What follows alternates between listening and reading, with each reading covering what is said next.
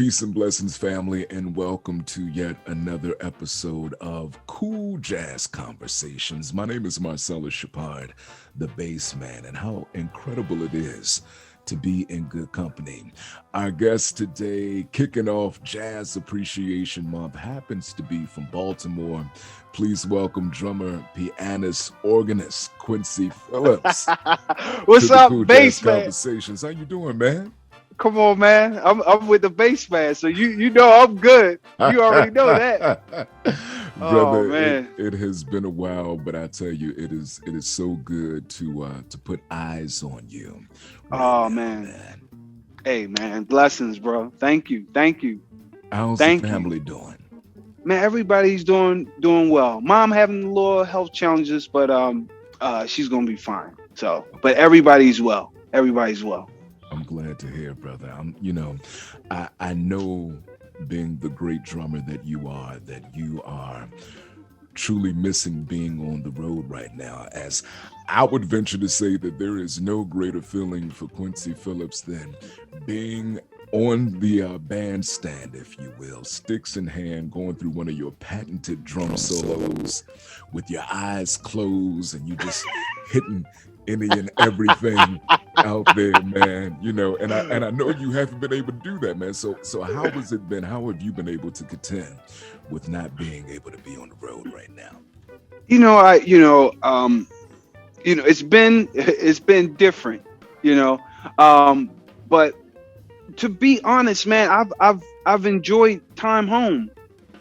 Nice. I've really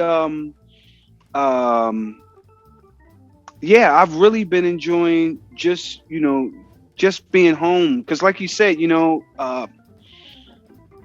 would be kind of the time, kind of gearing into festivals are about to start and this and that, and don't get me wrong, I love playing, but being out on the road for a pretty good stretch, probably from like 2011 or 2012 to about real heavy like 2019, man, I really appreciate this time of being home, just being with family, and even being able to create some. It's somewhat of a challenge to create, I guess, somewhat with more of a focus when you're plane, train, bus, taxi, Uber, always on the move. Always on the move. So, but overall, man, it's been a blessing to be home, honestly, and Nice. I like the road, and unfortunately in 2020, I had, my first time going to Australia was supposed to happen. That didn't happen. Right. But yeah, man, honestly, man, just been enjoying being home. Well, good for you, man. I know Yeah. it's different for everyone, but Yeah. when you sit there and you think about the amount of time that you spend on the road, Yeah. more than half the year at times, Come on. it You right. has to feel good to be there and have some eyes on your family and spend time with your loved ones and fully get to be with your thoughts, if you will, Yeah. No, that's real. And that's, to me, I look at, the whole top. It was wild because, March 16th of 2020, I was actually at Blues Alley with Joey DeFrancesco in DC. Mm-hmm. in DC. And I believe that was the week that we went into the lockdown. It was after that week they said, Wow. "Oh, we have to," Yeah. So that was like my last show. At that time. Well, I mean, I did some virtual shows, but that really, out and about. That was it. You know what I mean? And I mean, and then, of course, the summer and, tours and stuff like that.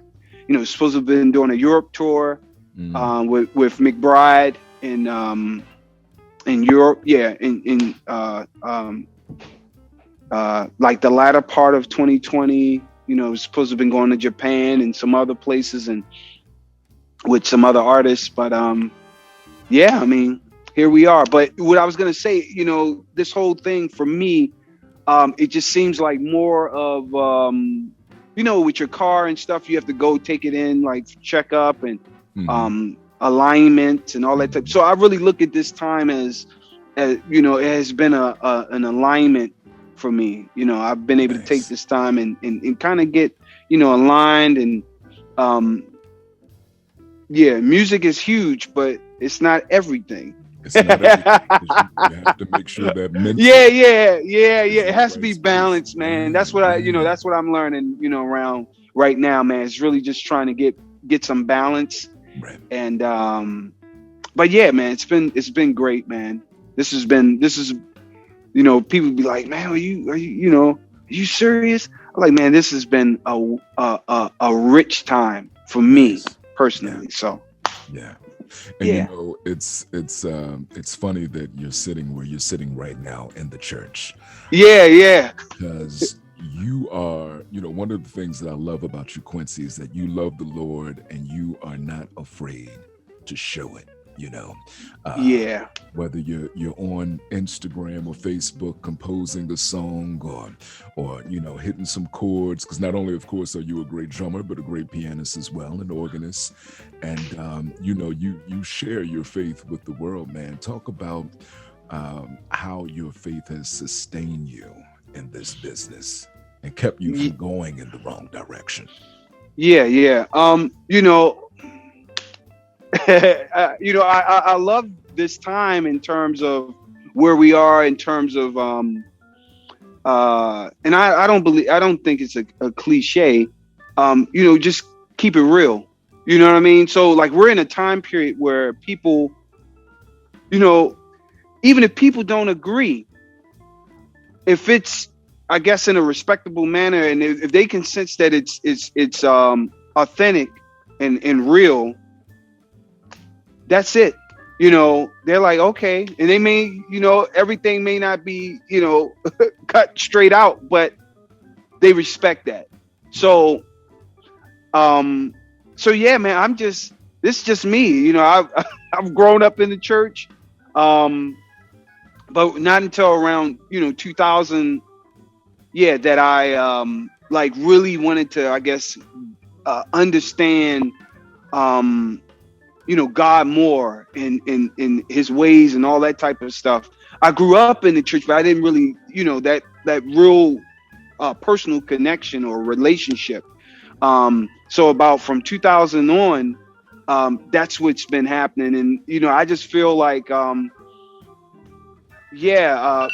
this is me, you know what I mean? So, and that's what I want to share. And I want to, I believe that's why a part of the reason why the Lord has me here is to be a light and to share with others. And wherever, it's not, I'm in a church, but, I am the church in a sense, you know what I mean? Amen. So wherever I'm at, so on the road, on, at the market, at the gas station, whatever, so, yeah, I just feel that, we don't know what people are going through or what's going on in folks' lives. And we never, we just don't know that what we can share, could just be that piece that they needed. Right. You know what I mean? It's like the other day I shared, one of my original songs on Facebook. Mm-hmm. Oh, thank you, brother. Yeah, I shared one of those and yeah, people were just like, oh, this is a blessing, man. Thank you so much. This is beautiful. Da da da da da. So my point is that, what we do or the gift that God has put in us touches people in different ways. Mm-hmm. And I just believe as long as we're authentic and people can sense that, truth. That's it. My job in a sense is done. And really, I haven't done anything outside of, I could play music all day. You get what I'm saying? Like, this is a part of why I'm here. So, to share with others, I believe that's that's a part of it, to share with others. And it's so, you were speaking of playing the drums, and my eyes closed. A lot of times, I'm just enjoying myself. But Mm, I've, even being like, overseas and, on tour and different things like that, countless people have come up after the show and be like, man, we just enjoy watching you enjoy what you were doing. right. You know what I mean? So just that, um, bringing a smile to somebody's face, or, people just loving what you're doing and getting joy from that. You know what I mean? So yeah, man, that's what I believe. Each one of us, and all of us, have a unique gift, that God has given us. And Yes. it's, I believe, a gift is is to be shared. You know what I mean? Right. So yeah, yeah, yeah. Well, hats off to you, man, for sharing your gift. And Ah, for those that don't know, you've been sharing your gift for quite a while and all over the place too. Hanging out in the White House with the Obamas. come But on, man. I'm just saying, not everybody gets to say that. Yeah, I was in the White House with the Obamas. I was playing the drum. Shell likes the way oh yeah, I call her Shell. She likes the way that anyway, yeah. I mean, Yo, man. but you've played with such a wide variety of artists, Mm, that not just in one particular vein. You've done work, of course, in jazz, but stepping out, working with folks like Anthony Hamilton and yeah, uh, Sam Moore, Demi yeah, Lovato, uh, yeah. Andra Day, who of course just did an incredible job in the United States with Yeah. Billie Holiday. I don't know if you saw it. I haven't seen it, but I heard. You I've have seen the got to see reviews. it. Okay. Yeah. Amazing. Yeah. She's amazing. So. It's I mean, honestly, at one point I forgot that she was not Billie Holiday. I mean, Mm, literally, I felt like that was just her, and she just crushed it. But all that to say that you've played with such a wide variety of people, and then of course mm, being on the road with Christian and Roy Hargrove, may he rest in yeah. peace. Yes. He's no longer here, but you spent quite a bit of time with Roy. Share with us, talk about the genius, if you will, of the late great trumpeter Roy Hargrove. Man, all I can say is, he was walking music, Hmm. walking, breathing music all the time, always coming up with tunes. And I just learned so much from him. Just how to read a crowd. Hmm. What songs, like, we would come to Blues Alley, we would play, over in DC. So he understood styles, he understood um textures, and it was just really incredible to to watch, and then to be a part of. I can remember 2011. Of course I had, you know, I know who Roy Hargrove is, but come to find out, I went to Howard University, Hmm. and uh, it was part of the music department there, and of course you had folks who had graduated, but they were still in the area. So there's a brother named LaRon Land. Shout out to LaRon Land, tenor saxophonist. Okay. Anyway, it was LaRon Land and a brother named Sheldon Wright. Now, Hmm. Sheldon is from Texas. Okay. Him and Roy Hargrove were like this. Were Gotcha. like this. Okay. So Roy, anytime he would come to town, Roy was the type of cat, he's gonna go out and be a part of the what's happening, Right. jam sessions and stuff like Right. that. Right. Right. He So was I big met on that. Roy. Yeah. That was his thing. So Yeah. so Roy came out to a spot that was on U Street, over in DC, called Cafe Neiman. Okay. And that's where I met Roy. Of course, I knew who Roy was, heard him on recordings and all that type of stuff. Right. But yeah, he said, "Oh man, I love, we're playing, and oh man, I love your plan, da da da da da, XYZ, man. Oh, you sound great. Blase, Wow. blase, blase. Let me get your number. I'm like, this was years ago. I was I'm about to like, say, come on, how Roy. old were you then? Man, I had to have been like my early 20s because I was still in Wow. college. Okay. Yeah, I was still in college. So I'm like, come on, this is Roy Hargrove. I'm thinking in my mind, he's in New York, which is like the mecca The Mecca. of jazz. Right. People move from all over the world to go to New York Yeah. to study, to just to be, with the music, Right. and to hope to land a gig with a major artist. Mm-hmm. You know, so yeah, I mean, so anyway, that's how I met Roy. Although I didn't get into his band until years later, and never even thought that I could get into his band. I mean, it was so far off the radar. Like, I don't live in New York. I live in Baltimore. You Right. get what I'm saying? So Right. anyway, but working with him, man, I mean, he was just incredible. I mean, he's just an incredible musician, knew all types of tunes because he was, like I said earlier, he was walking music. So Right. he could play a set at the Vanguard and then go and lay tracks for D'Angelo and then Right. go and do, Latin stuff. You get what I'm saying? So Yeah. like that was his thing. So he brought all of that to, his band and especially like his quartet. I mean, quintet, we would be playing all types of stuff, man. Yeah. Because it was just no, it was no barriers. It was no, it wasn't just, jazz or bebop or hard bop or something like that. Right. Nah, man, it was bebop. You could get some fusion over here. You can get some soul over here. You can get some bring it on home to me and all this. You know what I mean? So like, and that's what I'm saying. Like because he had all of that in him and that was just naturally him. He could read a crowd. He knew when he came to DC, it was soul. That's a soulful city. That's Chuck Brown, go. Yes, sir. You get Yes, you sir. get what I'm saying? So he understood all of that. And I think that, a part of his just playing in sound, that was just like, a part of the genius, Yeah.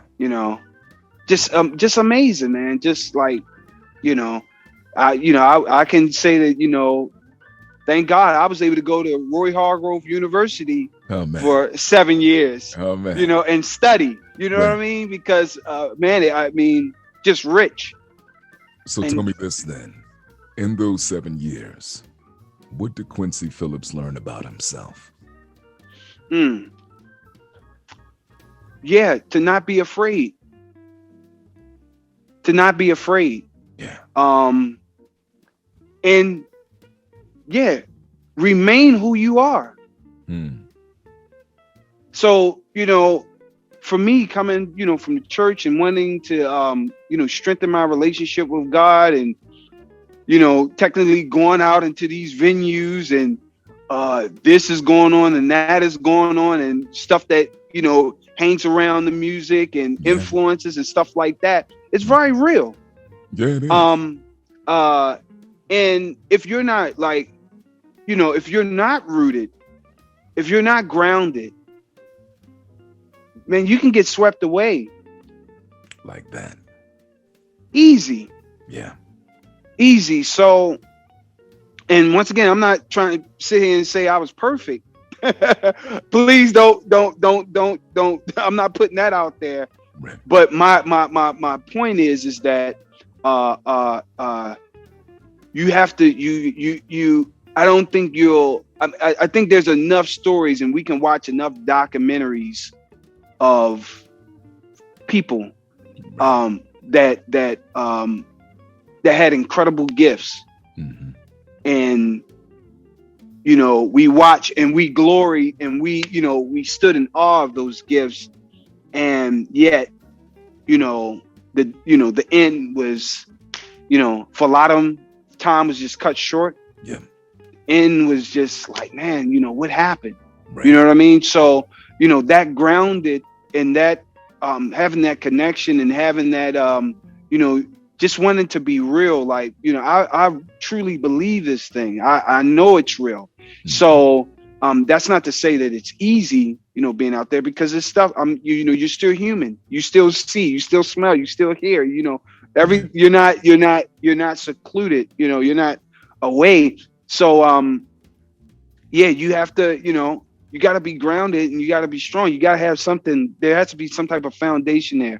Other than that, you will get ate up. Wow. I mean, it's just too many. We got too many.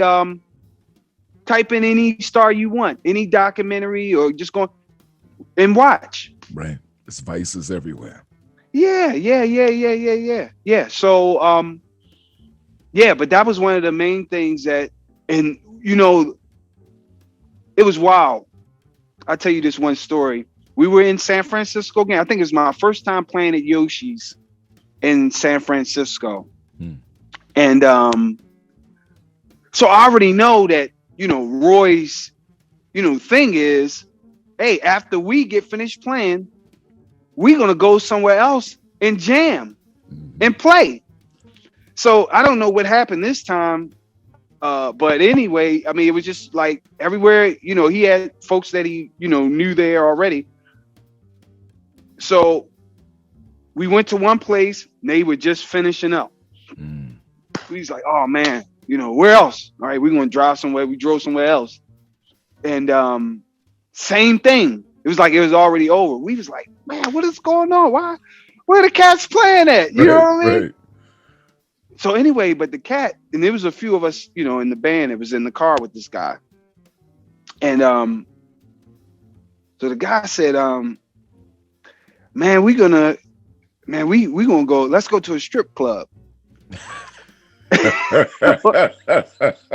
up, Bassman. Hold up. So I'm sitting in the back. I'm like, nah, that ain't going. I'm thinking that ain't gonna work for me, and I'm trying to figure out, once again, trying to stay true to my convictions and da. So anyway, I'm sitting in the back trying to figure out, when I'm gonna break the news and say, hey, hey, look, drop me off right there, and I can, You said I can't go in here later. Look. Look, man, listen. Before I could get, while all this was kind of going through my mind, Roy spoke up and said, hey, man, Q don't do that. Nice. And I was just like, wow. That's beautiful. I was like, wow, okay. Okay, God, you got me out here. Right. From the leader.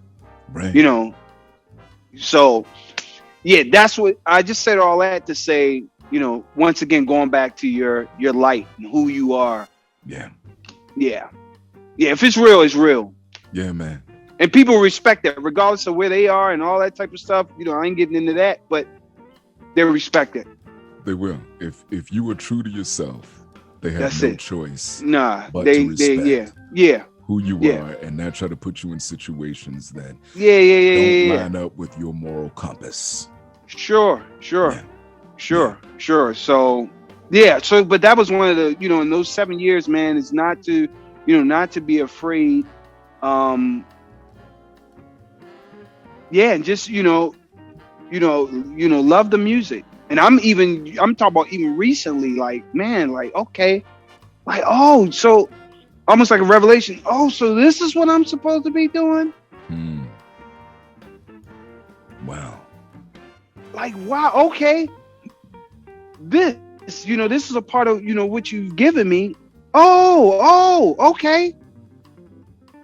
You're supposed to be, on any, whatever, wherever you at, platform, social media, live, wherever. That's it. So I'm like, it's like I'm talking about this week, brother. Wow. An aha moment, like, oh. So yeah, man. So once again, that whole thing of not being afraid and and sharing. That's what it's all about, family. If you are just joining us, we are on the line on this episode of Cool Jazz Conversations with the great drummer, keyboardist, and educator, Quincy Phillips, a brother who is truly walking in his passion. You know, we just talked about your time with Roy Hargrove, but let's talk about your time with another brother who is an incredible leader in this art form of jazz. I mean, truly, he could be the poster child of jazz, if you will, because he's firing on all cylinders. And I'm talking about the great Philly brother, bassist Christian McBride, you being a part of his band and in different iterations as well, man. So how did you first and foremost get connected with the great Christian McBride? Through Roy. Wow. Through Roy Hargrove, really. Actually, what happened is, once again, Roy had all of these different extensions of himself. So the big band, the funk band, the quintet, the Latin band, all these different configurations. So I was playing in his big band, and it came a point where Christian's drummer couldn't make a big band hit. Mm-hmm. And so from what I understand, Christian reached out to a trumpeter, Freddie Hendrix, who also plays in Roy's big band, played in Roy's big band. And he's like, man, I'm trying to figure out, man, who could I get for this hit? And Freddie was like, man, you should check out, Quincy. He plays with Roy's big band and he plays in his quintet. He's like, Quincy. I was like, all right, I'm going to check him out. That was it. Wow. I went up and I went up and did a hit with Christian. Matter of fact, it was at the NY the 92nd Street Y or something. Anyway, it's a I forget the name of the place, but it's up in New York. Okay. I did the hit with them, and and after that, I didn't really think anything of it. I was just glad, to be on, somewhat on the radar of, a cat to be called to do the hit.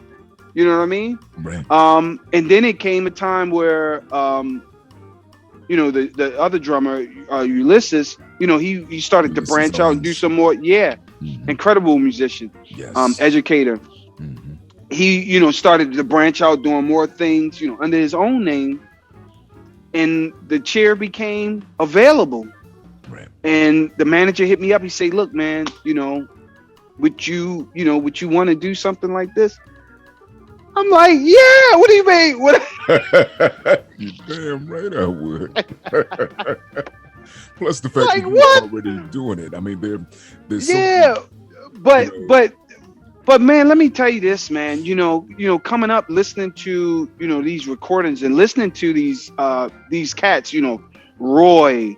Matter of fact, the first CD that I heard, like all of those, everybody on, together, was Cyrus Chestnut CD. Oh yeah. And he had, I think it was Louis Nash on drums, Christian McBride on bass, Roy was on trumpet.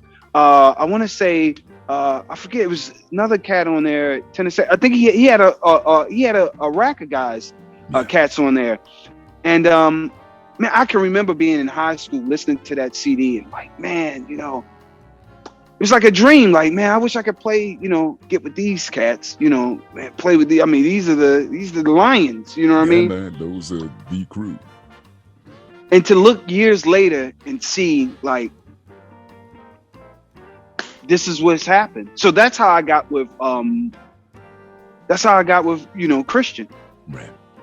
And there's so many similarities, between he and Roy as far as the iterations of the band, the big band, and And you were able to play in all of those. Yeah, I was able to play it. I mean, and even like, we just put out the big band just put out another CD in 2020. Mm-hmm. In tribute to Wes Montgomery and Jimmy Smith. Jimmy West and what was it? It was Jimmy West and Oliver. Yeah. Right, Jimmy exactly. West and Oliver. Mm-hmm. With the incredible Mark Winfield and Joey DeFrancesco. Yeah. so yeah, man, it's just like, the way I'm looking, I look back at it now and it's like, it was, this bridge to this bridge to, from this group to that group. And oh, what I was saying is, I look back and I remember like seeing, like the older cats, the older cats like Ray Brown. Mm-hmm. And I would see a natural progression like from Roy's band to Ray Brown's band. Because Gregory Hutchinson played in Roy's band. Then Gregory Hutchinson played with Ray Brown. Kareem Riggins played in Roy's band. And then Kareem Riggins was like the last drummer before Ray passed. Wow. So, I was just like, wow. Of course, Ray, passed. So I couldn't, I was hoping, to play with them one day. But here's Christian McBride, and they even did a bass album together. Yeah. So it's like, man, I don't know, man. God's just faithful, man. Amen. These are all things I prayed about. These are all things I desired. I can remember I used to work at a Starbucks on Pier D at BWI Airport. And I had a buddy of mine, Gerard Bonds, amazing drummer. He was walking down Pier D to go catch a flight to play with Patti LaBelle and the Isley Brothers. Wow. And we talked briefly. I had to get back and start, making my venti, lattes and iced coffees and all that. But man, I can remember right there. And right now, I think it's called Newsstand. Like they've gutted that whole area out and it's a newsstand now. But I can remember standing there and praying and saying, Lord, that's what I want to do. I want to travel the world playing music. And years later, that's exactly what happened. Exactly what you're doing, man. Yeah, man. So, but that's how I got with Christian. And how great it is that it's been all of these Grammy nominated projects, a couple of Grammy wins. I know you got some Grammys up on your shelf at home, man. I know you do. So man, congrats to you, man. It's once again, man. I don't even know, brother. I mean, I know, but it's just like, just walking in the light, walking in the light. That's it. All right, let's have some fun here. I'm going to throw out a couple of names of drummers, and I want you to fire off the first thing that comes to mind when I say that name. Okay. You ready? I'm ready. Max Roach. Master. Okay. a true. I mean, just a master, man. I mean, it's too many projects to try to start talking about. Solos. I mean, just a master. I actually got to meet Max Roach. Really? At Howard University. He was giving a talk over there. Wow. In the Blackburn Center, and I actually got him to sign a symbol. Nice. But yeah, I'm a master. Okay, good stuff. Tony Williams. Come on, man. Look, I'm gonna have to leave. I'm in church. You about to have me running around. You about to have me running around the church. Listen, Tony Williams, of course, another master. But when you go back, I mean, for me, those early years with Miles, when Miles, transitioned from, Coltrane and, Bill Evans and Cannonball and, that crew to this other crew with Ron and Wayne and Herbie and Tony. I mean, still to this day, the sound, to be so young. I was just going to say, you can't discount that he was a kid. He was a teenager. Yeah. I mean, they was literally having to sneak him into, to clubs. And I think I heard a story of them, hey, we got to, mark your mustache on there, just so that, we, right. We can get you in there. Right. But yeah, man, just so, his sound and dexterity and, yeah, I mean, it's just amazing, man. You know, the freedom and almost, I mean, it looks like it was effortless. You know, what he was doing. Yet, you know, we to this day, you know, it's like, I mean, we're still, you know, feeding off of, you know, that music, you know, and what he did. Still learning, you know, from it. still gleaning. Yeah. Yeah. Okay. Elvin Jones.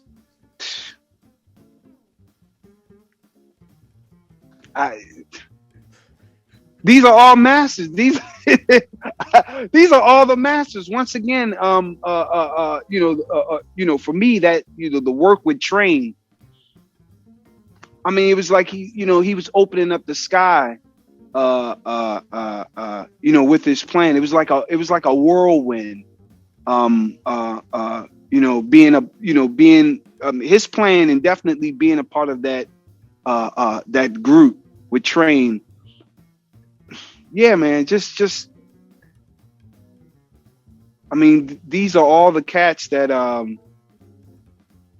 you know, that we're just, you know, hate to say it like this, but we're just trying to touch the hem of their garment in a sense. You know, because these projects just they've done so much for us. Right. And for us being musicians, we're trying to, in a way, just hoping that we can recreate that, because then that one, it touches us, and then, you know, if we're playing for people, or if it's recorded or something like that, it's touching them, it's touching the people that are listening. I mean, once again, these albums, this music is still living. Right. You know, like, we're still being touched by it now. We can throw on the record right now and we're going in. You know, one more name. Quincy Phillips. Oh man, look. Hey, listen. He does not belong on this list. Yes, he does. Yes, no, man. Does. You know, yeah. I don't know. I'm glad to be doing what I'm able, you know, what I love to do, man. Yeah. I'm just so happy that, you know, yeah, you know, Cat, little guy from East Baltimore. Yeah, that's me. So tell me this, as an educator, you know, we were reflecting on some of the greats there and their body of work. Is there a particular album as an educator that you kind of use as a blueprint, if you will, that, you know, you are assigning as homework for folks to use as a case study, if you will, on drumming? What is that album? Man, on drumming. One. Yeah. It's so many, but I would just say, in terms of just music, I would say Kinda Blue. Yeah, I mean, what is it about Kinda Blue? I think it's feeling. It's the feel of it. It's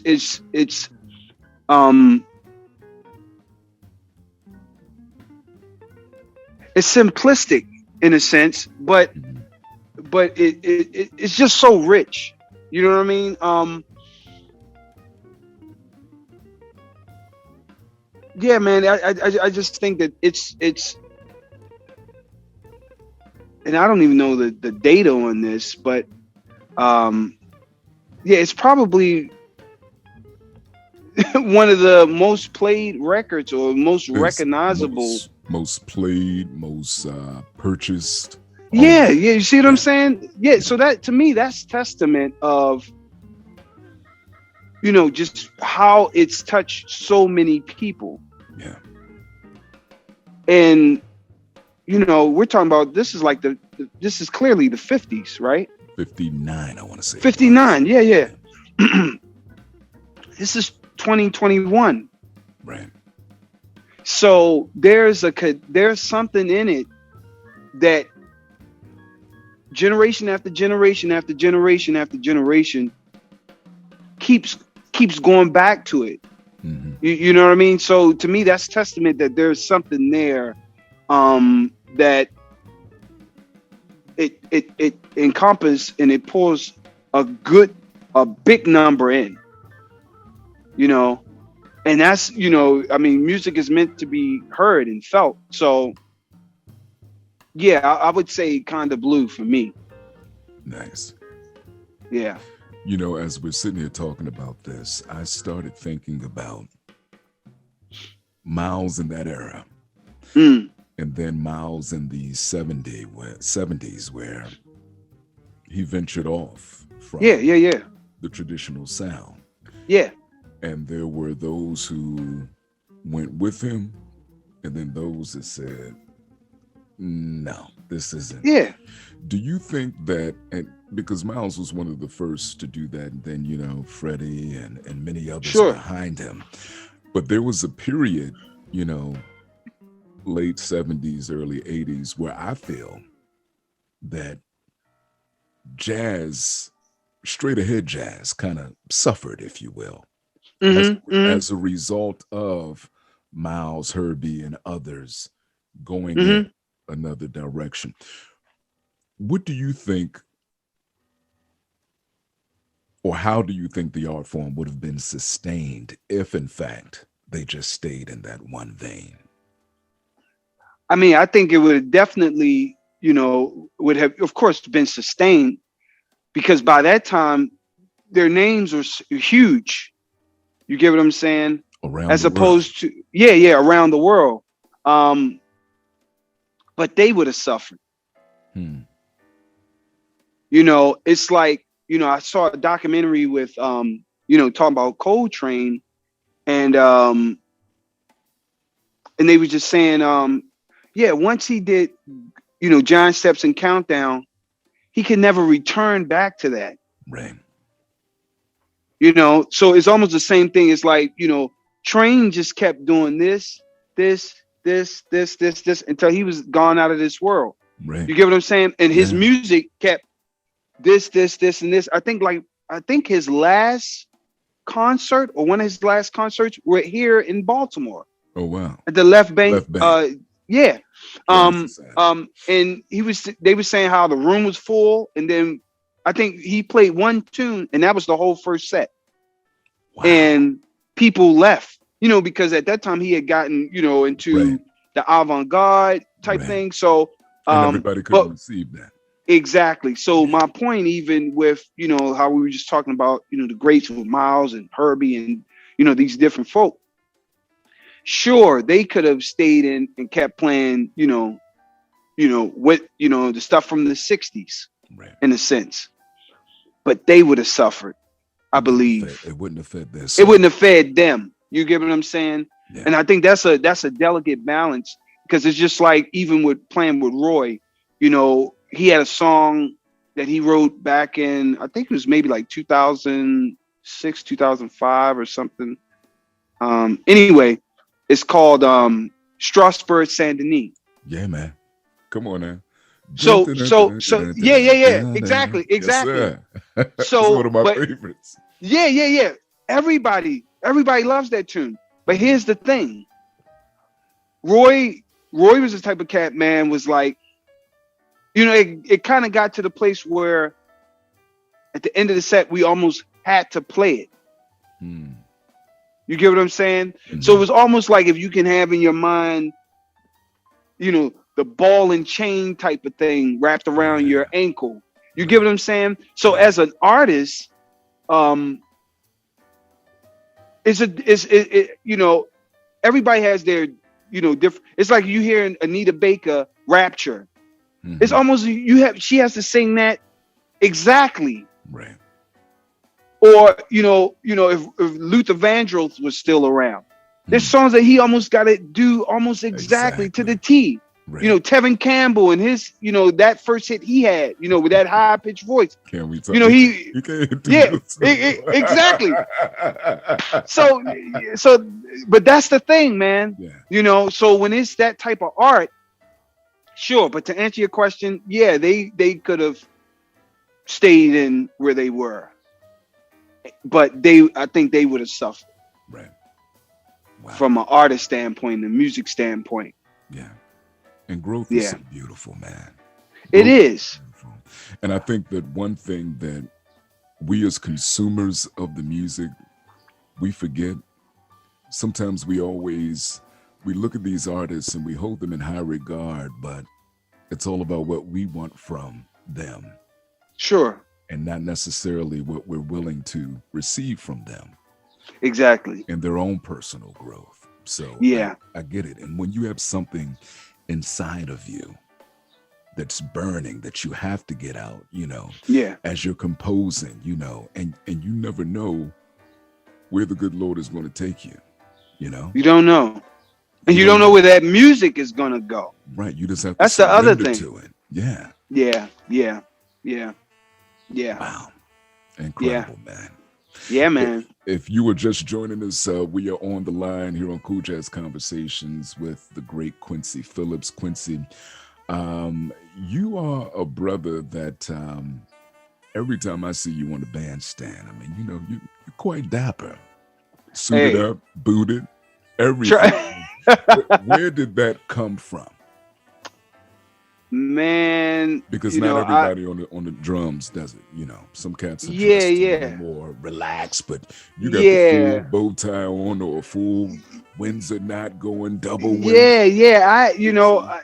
Honestly, man, I think when you look good, you play better. Oh man, I think that's just me personally. I know, there's cats up there that they can be in a sweatsuit and they playing. You get what I'm right. saying? So I mean, but yeah, for me, um, yeah, man, I feel better. I feel like I feel like I'm presenting the music Hmm. with a certain class. Like when I look back, one of my all time favorite musicians is Freddie Hubbard. Oh yeah. And I look back at some of those pictures, man. Freddie have on a double-breasted suit Oh man. and will play you into the ground. You get what I'm saying? So, man, when Wet. I saw that, I said, "Oh no, that's it." Yeah. Because at a mega high level, he's destroying everything, Right. playing, Right. and at just as high was the way he was dressed. Those pictures So, always came out good. so yeah, nothing against folks that want to wear a sweatsuit and a hoodie and all that type and a cap. Yeah. Go for it, But for me, and if I'm leading the band, hey, and it also depends on the setting. We had a summer fest or something like that, and it's kind of dressed down casual. Sure, still be presentable, but most of the time, man, when you see me, I want to lay you out with what I'm playing and the way I'm presenting it. It's like they say, they see you before they hear you. Oh man. You know what I mean? So that's one of my professors told me. So, yeah, man, I believe in presenting it at a high level. You go to the symphony, you don't Mm. see folks up there with Timberland boots and all that. There's nothing against that. I just believe there's a time and a place for everything. Yes, sir. So, yeah, for me, yeah, I want to present it at the highest level possible, and that's with my dress and hopefully with my playing. So, Brother, you raise the bar with every performance. hey, And man. I just want to go shopping with you one day. Hey, listen, listen. Once I got into this, I went to Doha back in 2015, and I had learned that they had tailors and stuff over there. So that's where I already knew I had a shirt that I love. I had a couple of shirts that I love. So I love the cut of the Mhm. the collar and the spread collar and the certain. So I said, man, you mean I can get these made? I Brother, can get this made just the way I like the fit and everything. Man, I once you start get a getting them made. taste, once you get a taste of a tailor made, Done, it's over. done. You can't go Went back to to the store. nah. Mm-mm. Went to Shanghai back in Mm. 2008, 18. Same thing. Yeah. I learned that they had tailors. People say, "Oh yeah, they got tailors over there." man, I got like at least, I don't know, 10 suits or something, Wow. or, you know, uh, That you paid $1,000 20. for. Exactly. Exactly. So I'm like, wait a minute. Okay, I'm getting hooked, Right. hip to the game. So Yeah, yeah, man. man, yeah. Wow. Now, you briefly just talked about some of your travels, but is there a particular country or venue around the world that you have become fond of in your travels and playing? Man, wow. I love Italy. Okay. What about it? Um the scenery, the just, the water, like sometimes we'll be driving from one place to the next, and the water's right there. Man, it's just beautiful. Yeah. I mean, just gorgeous. Most time we were traveling, it was in the summertime, so the weather was incredible. Um, Also Japan. Mm. Um, yeah, man, Japan is just another incredible spot, man. The food, the people, the um,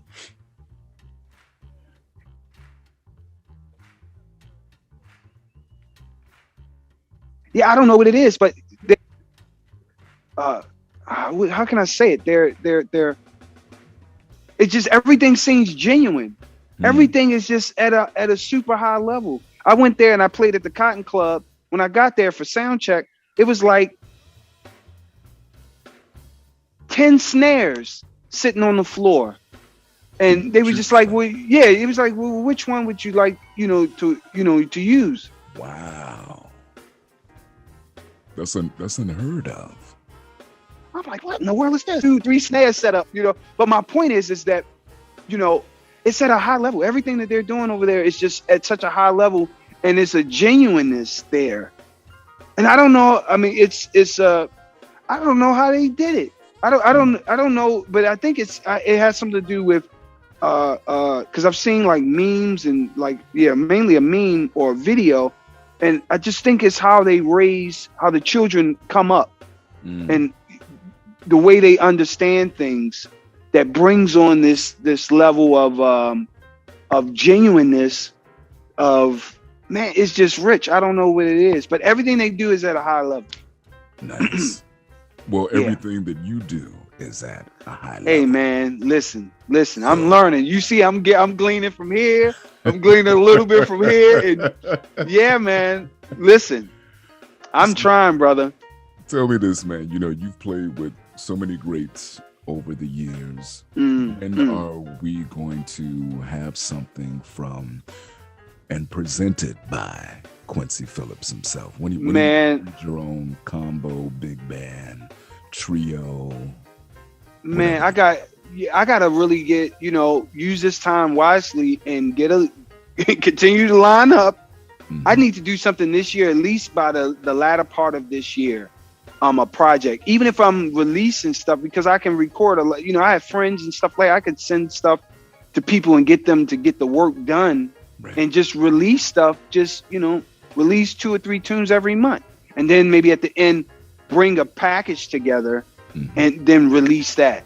But yeah, I need to do that, man, because I just got tons of music, tons. Like wrote something the other day in different styles. So yeah, man.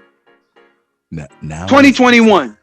Now is the come Now on, man. is See, the you try time. now. Now Okay. you naming tunes. I'm just saying, now is the time. That's one thing that I believe that, this quarantine and these days of COVIDity, if you will. COVIDity, I like it. One thing that we have learned is that now is the time to do whatever it is you've always wanted to do, that you've desired to do. There's no more better time than now, Yeah. The world has been shut down for a reason. You that in we it. could get aligned, as you talked about earlier, so that we can get our own alignments going. Okay. Yeah. Figure out things, get more healthy, and all of that. So again, now is the time. I'm with you. I'm with you. I'm looking Thank you for forward that. to I that. need, yeah. No, We all I'm. we all need to hear your music. Oh man, come on, man. I definitely want y'all to hear it. I want to share it, and I wanted to. Yeah, I just, I believe it's going to be, received well. So Yeah, good stuff. So I yeah, was going to ask what's next for Quincy Phillips, but I think we just covered yeah, that's covered. that. I got my work cut out for me. You most definitely do, man, brother. It is Yeah, always a pleasure anytime yeah, I'm man. in your company, man. So, again, thank you Oh, so much for likewise, making brother. time, brother. Oh man, please come on, Bassman. You already know. You Yes, you sir. already know how it is. Put your social media handles out there so folks can keep in contact with you, bro. Sure. You see me at Quincy Phillips Facebook. Um, uh, Quincy, I think underscore Phillips Instagram. Yeah, that's all I have. I only have a website, but those two you see what's happening there. I post stuff up as it, as I get it. Um, and yeah, that's where I'm at. Well, brother, again, I can't say it enough, man. Thank you again. And I love you. There's nothing you can do about it, but continuing to make other folks smile through your music and through your gifts, man. So with that, man, Absolutely, salute to you. man. Love you too, Bassman. Yes, Hey, it's the Bassman. sir. Straight up. That's all I'm gonna say. Yes, sir. Family, that is going to do it for this edition of Cool Jazz Conversations. The program is a production of TVM Productions and is broadcast from its home, WSSB 90.3 FM at South Carolina State University. You can catch the podcast of this program on iHeartRadio, TuneIn Radio. You can even say, Alexa, play Cool Jazz Conversations, Amazon Music, Player FM, Google Podcasts, and cooljazzconversations.podbean.com. Follow us on Instagram and Facebook at Cool Jazz Conversations. And happy Jazz Appreciation Month to you. We'll talk to you next time right here on Cool Jazz Conversations. Peace.